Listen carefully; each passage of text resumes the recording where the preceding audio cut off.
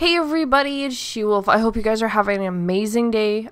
So today we're going to be jumping into Perception. Now this is an indie title that came out back on May 30th, 2017, and it has kind of been taking people by surprise on the different playstyle that this game brings. So let's get into it. So, this game is described by the developers as a first-person narrative horror adventure that puts players in the shoes of a young blind girl who must use her extraordinary hearing and razor-sharp wits to solve mystery and escape a deadly presence. Alright, so as we always do, we have three different categories, and the first category is, of course, graphics. The eye candy. Does this game pull you in? Now, when it comes to perception, this game does definitely lack the graphics, as there really isn't much to see. Because as you're a blind girl playing, you use your echo to just pretty much point out the figures of each thing. And honestly, I think that was a great way to go, because for a walking simulator like this, it works perfectly. Now, me personally, as a young child, I was never scared of the dark. I was always scared of what's in the dark. It was never not being able to know what was there that actually scared me. So going into a game like this and not being able to see a whole bunch, it definitely puts you on the edge of your seat and makes you really stop and think, what is around me and what could possibly come out?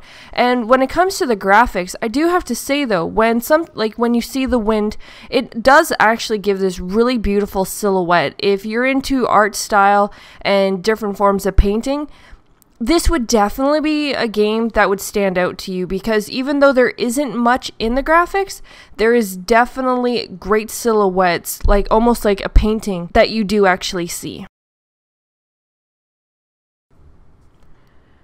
Alright, so the second category, of course, is the gameplay. Are the game mechanics actually something that is simple to understand, or is it too complicated that you just really don't want to keep playing? However, this game is actually very simple to understand, but I do have to point out that I really like the option right at the beginning, whether you wanted Cassie to actually talk a lot, or if you wanted her to be more silent. Most games don't actually give you that option, and sometimes you get them where they talk way too much and you're just like, okay, be quiet now, and then others where they are too quiet and they don't talk enough. So I do like the fact that you're actually able to have that option. Now as you get going, the button mapping is actually very simple in this game. You hit your right trigger to simply echo, which is a great feature in this game. Speaking of the echo, I have to say one of the coolest features is that there is actually some intensity to it. If you keep pressing the echo, you are going to get a surprise, so be wary of how many times you use that echo. So you do have to go through the dark quite a bit without triggering that echo too much. And then you just simply press A when you are picking up things, A to open doors. But on top of those buttons with echo and pressing A, you will also be using your left trigger quite a bit. Because when you use your left trigger, it gives you a sixth sense showing you where your next objective is. So that becomes very handy in a game like this. You also will be using it to scan items when you pick things up, so you do use your left trigger a good few times in this game. And now on to our third category, the story. Now this I will not go too in depth because we do want you guys to actually go and play these games. So of course telling you from start to finish would probably ruin the game for you. But what I will actually go into telling you is that this is actually inspired by true events. Which one, that just kind of makes things a lot more creepier, knowing that things like this actually had some form of effect in real life. And I do have to say that the story is very intense. It puts you at the edge of your seat the whole entire time. It's one of those stories that when you start it, you just can't help but finish it. And the fact that this game has a length of about 2 to 3 hours, you really can sit and enjoy it just like as if it was a TV show or a movie. But with that being said, I will tell you a little bit of detail so that you get a little bit of an understanding of this game. I did mention earlier that you play as a blind young woman named Cassie. You're trying to go through this haunted mansion with echolocation, while a ghostly presence is stalking you. You are tested and you have to use your senses to be able to proceed to your objective.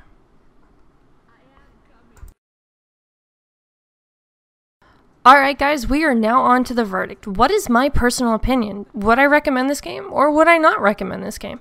So overall, I did really enjoy playing the game, but it did take me a little bit of time to get into it as the start is kind of slow, and when you are trying to get used to the movements, you do see a lot of black and that kind of throws you off a bit. But as you are going and you learn to understand the button mapping and what you need to do and what your objective is, it does really pull you into this game, and the story alone is just outstanding that I would have to recommend getting this game, but for the price tag of $22.99, and would probably wait for a sale only because of the fact that this is a walking simulator and this isn't for everybody, but also because it is only a 2 to 3 hour game, and for a price of $20 I would kind of expect it to have more to it than just 2 to 3 hours of gameplay. But the story is outstanding, and I do recommend people getting it when you see it on a sale because of the fact just the journey alone is amazing to experience. Alright guys, so there you go. I hope you guys enjoyed this video. If you did, please make sure you like and subscribe to the channel as it really helps us out. If you've played this game or is thinking about buying this game, leave a comment below. We would love to hear from you guys. Again, thanks for watching.